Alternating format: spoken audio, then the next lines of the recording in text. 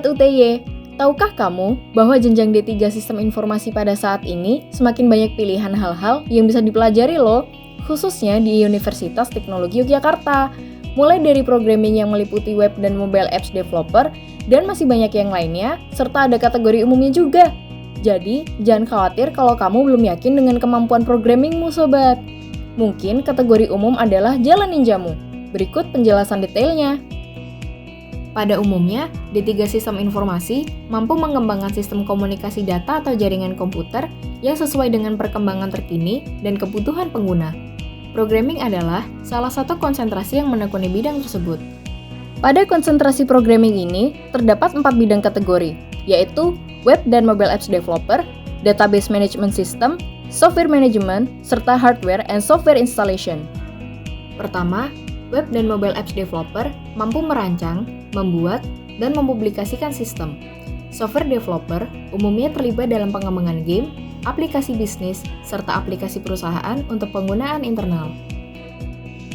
Kedua, Database Management System mampu melakukan beberapa rangkaian aktivitas seperti mengidentifikasi kebutuhan user dan mengelola database, membuat dan melakukan tes terhadap modifikasi struktur database ketika diperlukan, dan menggabungkan database lama dengan yang baru, serta mencadangkan dan mengembalikan data untuk mencegah kehilangan data.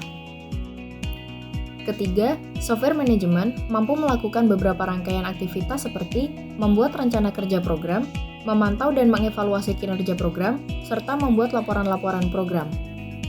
Keempat, software tester mampu bertanggung jawab terhadap perencanaan jaminan kualitas, tidak adanya bug, melakukan analisis serta pelaporan pada saat tester sudah mengumpulkan bug yang terjadi dalam aplikasi tersebut. Selanjutnya adalah kategori umum.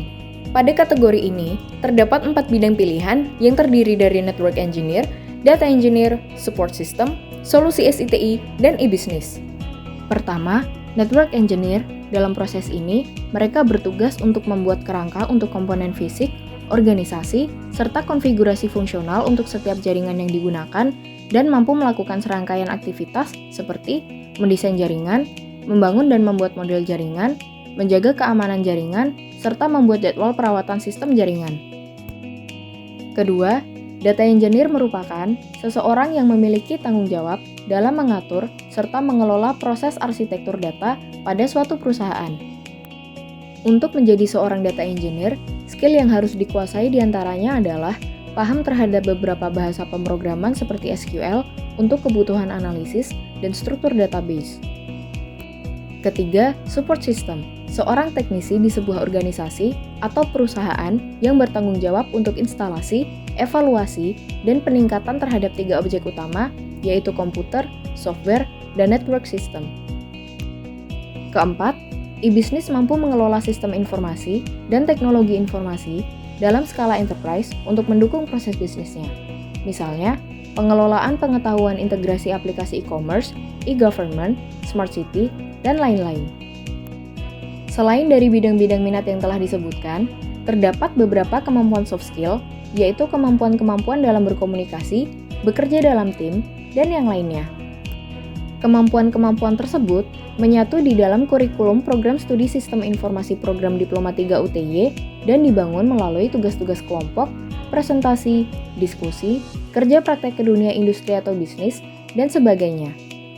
Lulusan ini diharapkan mampu memenuhi kebutuhan pasar tentang analis sistem, perancang sistem, programmer, penguji aplikasi, networking, dan pembuat dokumen pengembangan perangkat lunak sebagai solusi sistem informasi pada permasalahan bisnis organisasi. Jadi, tunggu apa lagi Sobat UTY?